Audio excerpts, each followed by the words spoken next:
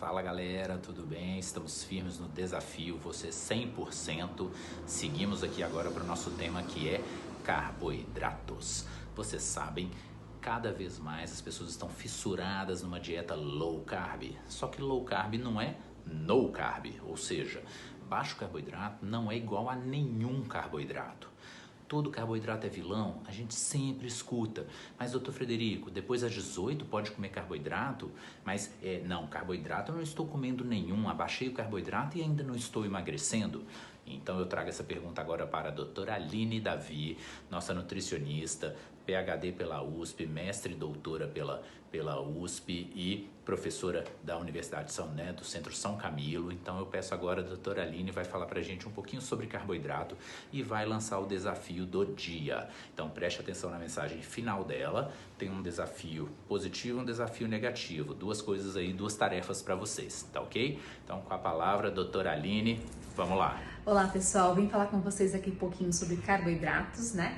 Os carboidratos são super importantes para o funcionamento de todo o nosso organismo e eles podem ser utilizados tanto para emagrecimento, pasmem, né? Carboidrato não engorda sendo ajustado de modo eficaz, até mesmo para desempenho físico, para performance esportiva.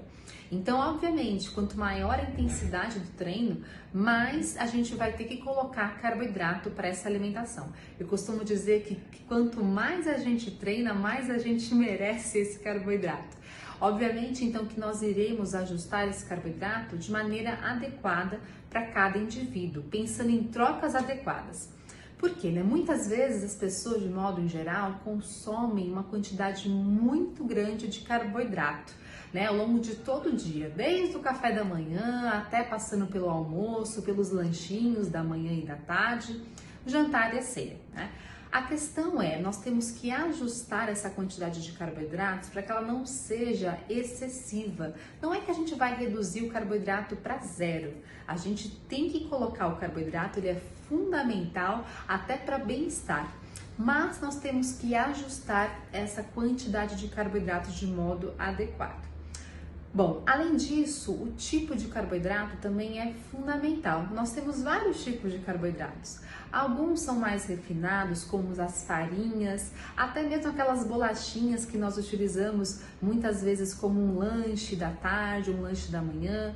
Então, biscoitinhos, bolachinhas, bolos, pães que tem apenas farinha aí refinada, não é, enfim, uma opção tão interessante assim.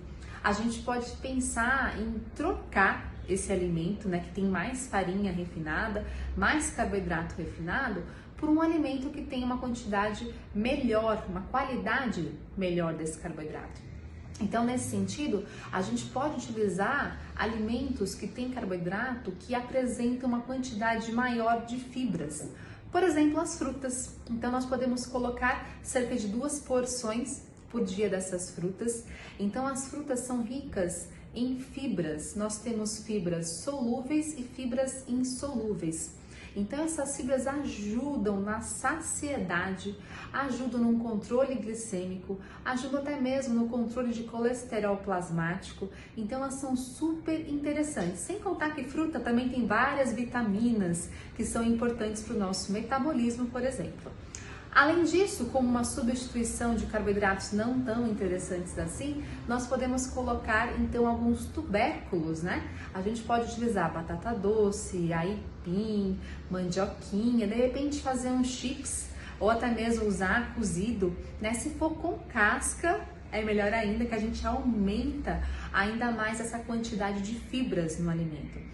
Então pense em trocar o seu lanchinho da tarde, o seu lanchinho da manhã, ao invés de utilizar um bolo, talvez aí uma bolachinha, um biscoito, tenta trocar por um carboidrato melhor, seja uma fruta ou até mesmo um tubérculo, cozido ou até mesmo aí assado. Lembrando que coloquem a casca se possível, que eu tenho uma quantidade maior de fibra. Nesse sentido, se você for utilizar uma fruta, seria interessante também que você adicionasse uma fibra. De repente, você pode utilizar até uma aveia, você pode de repente colocar uma chia, uma linhaça, uma quinua, para aumentar ainda mais esse aporte de fibras na sua alimentação. Isso vai auxiliar no seu trato gastrointestinal, isso vai auxiliar em todo o seu controle de saciedade, o que é super importante para conseguir seguir, né, um plano alimentar, uma dieta e promover emagrecimento.